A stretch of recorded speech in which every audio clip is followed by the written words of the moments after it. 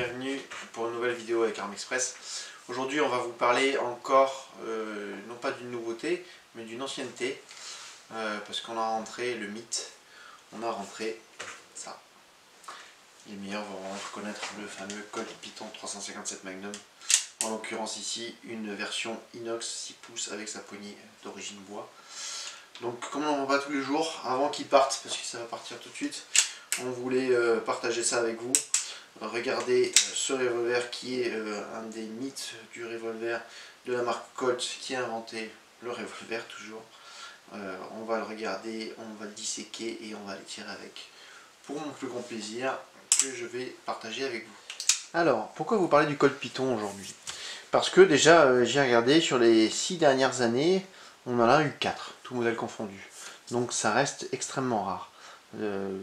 Depuis une vingtaine d'années, j'ai dû en vendre une dizaine maximum. En plus, on a rentré aujourd'hui la version qui est à mon avis la plus esthétique et la plus jolie du Colt Python, à savoir la version en 46 pouces, tout en acier inox, qui contraste extraordinairement bien avec la poignée bois d'origine, qui était quadrillée avec le petit logo Colt dans les cuissons. Donc là, on a le mythe de la marque Colt, on a la beauté du Colt Python, et cette version en plus qui le sublime, avec une fabrication des plus soignées. Alors Samuel Colt a inventé le revolver dans les années 1840 et ils n'ont cessé de fabriquer des revolvers jusqu'encore aujourd'hui. Alors ils ne fabriquent plus le Colt Python. Le Colt Python a été introduit en 1955 et fabriqué jusqu'au début des années 2000. Donc c'est l'évolution de dizaines de modèles de revolver, du Smith & Wesson 1917 au modèle commando, au modèle police, au modèle spécial police, tout en évolution jusqu'à arriver à un des revolvers les plus connus au monde, qui est le Colt Python. Alors qu'est-ce qui fait du Colt Python un Colt Python? Alors déjà, on a une fabrication qui était ajustée à la main. Les Colt Python sont tous montés et ajustés à la main. Ce qui fait qu'on a une fluidité de mécanisme et un ajustage qui est des meilleurs.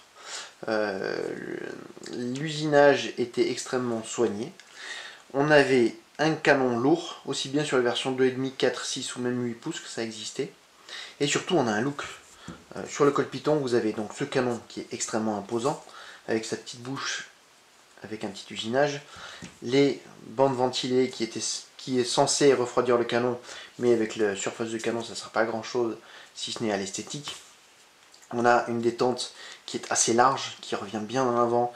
Vous avez une crête de chien qui est surdimensionnée avec un bon striage pour bien pouvoir le prendre en main, des belles plaquettes en bois avec le logo Colt, une hausse réglable qui était réglable en hauteur et en dérivation, et surtout donc le fini, la fabrication et la douceur du mécanisme, parce que contrairement à la plupart des revolvers, le ressort de chien est un ressort à lame et non pas un ressort à boudin, ce qui fait qu'on a une simple action qui s'arme d'une seule main avec une facilité déconcertante, et on a aussi la double action qui est extrêmement rapide.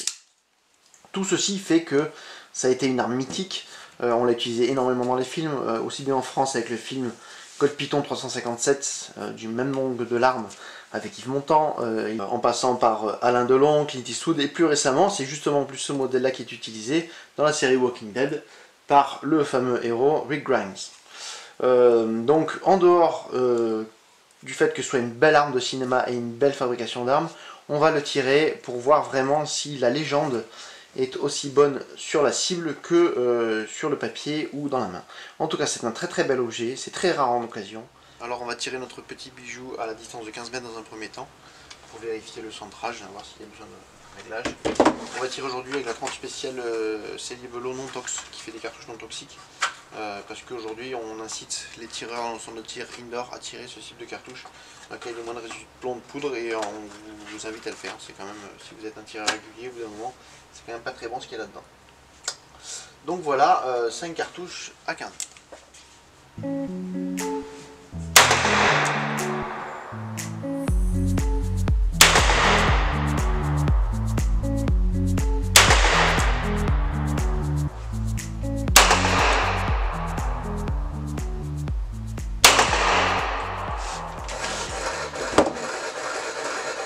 C'est tellement agréable, le chien il se réarme tout seul juste en redescendant là. Alors en ayant un petit coup de main, ça se fait tout seul, c'est d'une onctuosité extraordinaire.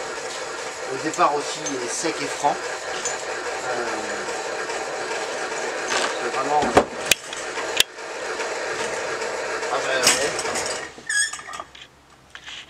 D'une, elle est bien réglée. De deux, alors il y a l'arme, le réglage et beaucoup de chance. Parce que ça, des cartons comme ça, malheureusement, j'en fais pas autant que je voudrais. On va essayer à 25 mètres maintenant, parce que l'arme elle tire vraiment plein pot, là on peut pas faire mieux. Je pense pas qu'on arrivera à faire ça, mais bon, on va essayer quand même.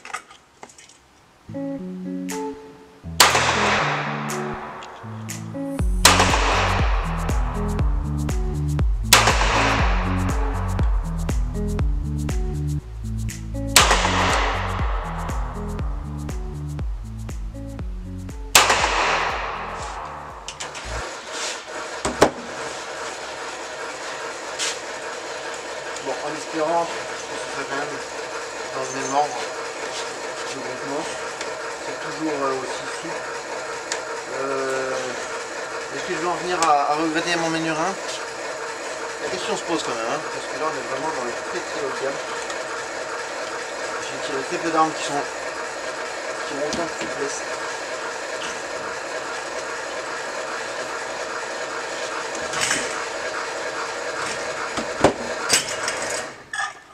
Alors évidemment il y en a un qui s'est un petit peu échappé pour me contredire, mais sinon dans l'ensemble avec de l'entraînement, ben voilà, on a une arme en plus d'avoir une qualité de fabrication et un look très particulier qui est d'une précision extrême. J'ai même envie d'aller, on va le tirer sur gong aujourd'hui, on va changer nos habitudes, je vais le tirer en double action, j'ai jamais fait, mais c'est tellement souple qu'on va tenter le coup, je pense que ça doit marcher aussi. C'est parti.